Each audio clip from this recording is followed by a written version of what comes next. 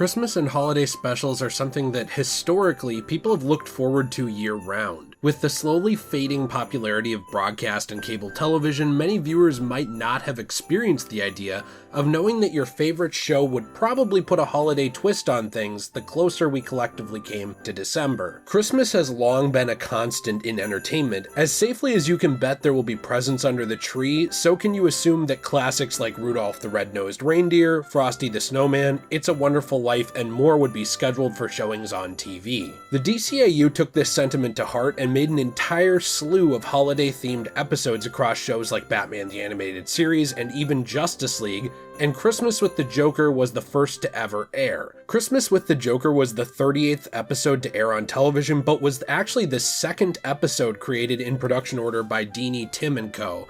I prefer to watch the episodes in production order, as that's the order they were technically created in, but broadcasting has always had a bit of an issue with cartoons, especially when it comes to keeping things in order. This episode takes the idea of a holiday spin and turns it even more on its head, opting for a normal and natural feeling episode of Batman the Animated Series in which Joker escapes Arkham Asylum on Christmas Eve and decides to play a big joke on Batman. The extent of the joke isn't actually known until the end of the episode, but I always loved how this installment of BTAS doesn't just jam Christmas down your throat with tons of platitudes or throwaway character moments, and instead it does its best to highlight the ever-evolving relationship between Batman and the Joker, and Dick Grayson's longing and attempts at a somewhat normal relationship with his father figure and mentor, Bruce Wayne. It also highlights Batman's constant drive and obsession to never put down the cape and cowl, even on Christmas, and Joker sports a fun red Christmas sweater and begins the episode by singing a rendition of Jingle Bells Batman Smells, which I always thought was a fun way to introduce the character. He even escapes on the line, "And the Joker got away," flying through the skylight of Arkham Asylum on a Christmas tree. Christmas with the Joker is often criticized for its animation style not being up to the DCAU standards and for being a wacky and random adventure. But first off, keep in mind that this was the second episode of the DCAU ever produced, and as well as that, I think a lot of people miss the character development of Bruce, Dick, and Joker that is shown throughout the entire episode. The episode is short but surprisingly deep, and does a lot to actually further who the characters are as a whole. The episode begins with Joker's escape and later reveals that Joker has kidnapped Commissioner Gordon, Detective Harvey Bullock, and news anchor Summer Gleason. After dressing them up as various members of a family, with Bullock amusingly being the baby, Joker taunts Batman by hijacking a TV broadcast and creating his own parody of an annual talk show Christmas special, aptly named Christmas with the Joker. He then threatens Gotham City with a variety of tragedies, which are slowly prevented by Batman and Robin, culminating with a showdown at the Laughco toy factory, where Joker is hiding out with his hostages. This episode does a lot of humanization and character development for both Bruce Wayne and Dick Grayson, showing the tensions between the two, as Dick would like nothing better than to take some days off with Bruce and enjoy his company, and Bruce can't let his responsibilities as Batman go for that long. In hindsight, I believe this episode does a lot to push the idea that Batman and Robin, who would later become Nightwing, always had issues seeing eye to eye, as they fundamentally wanted different things out of life. Bruce felt that it was his constant duty to be out in Gotham, while Dick also felt that he and Bruce deserved to have their own lives and time separated from the mantles of Batman and Robin. Because of this, Batman comes off as a Christmas-dismissing Scrooge to Robin, and Robin, though we're never directly told this, likely comes off as not devoted to the mission to Bruce. Robin's whole goal is to get Batman to watch It's a Wonderful Life with him, and Joker's hijack of the TV broadcasting systems in Gotham ruins this plan, albeit temporarily, showing just another layer of how the Batman persona actually got in between the relationship of Bruce and Dick. I love how this episode shows the longing for belonging and play that the DCAU Joker has, and his mentions of family also reminded me of his end goal in something like Batman Beyond: Return of the Joker. This Joker is not only a deranged lunatic who will do anything to get attention, but he's also a Joker who sees himself as worthy of some belonging or family connection, mentioning that he has no personal family. This is one of the first indications in the DCAU we see of this Joker projecting his need for attention and family onto Batman and Batman's family, along with the super individuals around him, for his own benefit, which we can later see pursued in things like Mask of the Phantasm with his robot wife.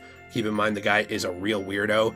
Christmas with the Joker, his hijacking of the Royal Flush Gang in Justice League, his attempts to use the criminals of Dakota City in the Static Shock episode The Big Leagues, and finally his attempt to take a member of Batman's family for his own in Return of the Joker. I've never seen people connect the dots between these episodes and projects starting with Christmas with the Joker, but I'm sure someone online has before. I just find it fascinating that this is an element of the DCAU Joker that often goes unnoticed. In the end, Joker did try to kill quite a few people and would have actually done so without the intervention of Batman and Robin, but his main goal was actually to get Batman with a simple out-of-line joke, a pie to the face. Bruce Timm described the episode and some of Joker's motivations in a short commentary that I found very, very fascinating, and I'm going to play part of here. The first Joker episode, Christmas with the Joker, was an idea that Paul Dini was working on with another writer named Eddie Gorodetsky.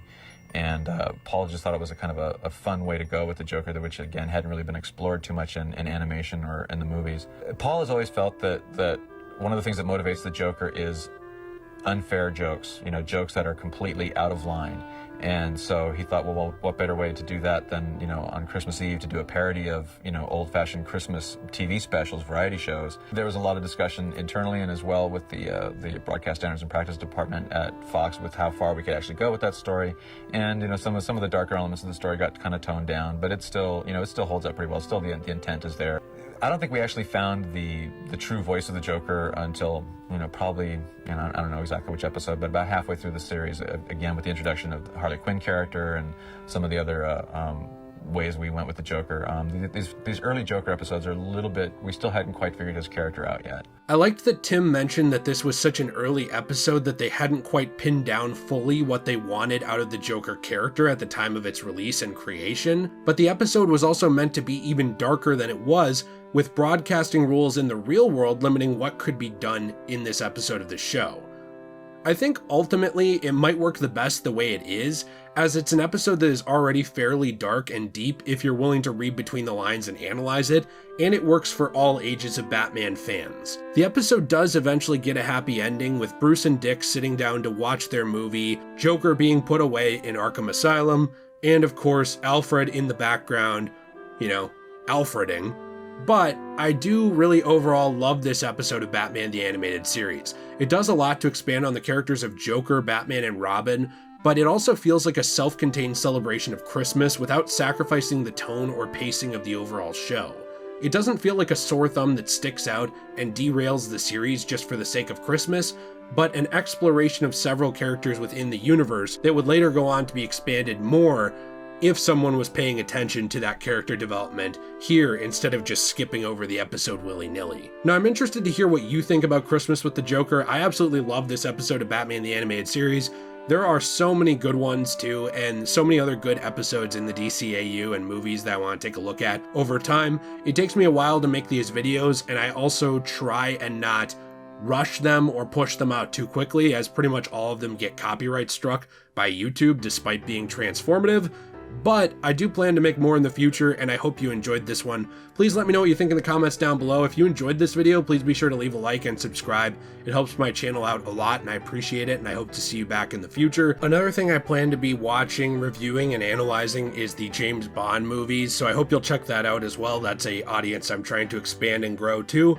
But there will be plenty more like this in the future, so I hope to see you back then. Have a fantastic day. It's Christmas Day when I put this up, so Merry Christmas to you, or Happy Holidays for whatever you celebrate. And as always, everyone, stay shway.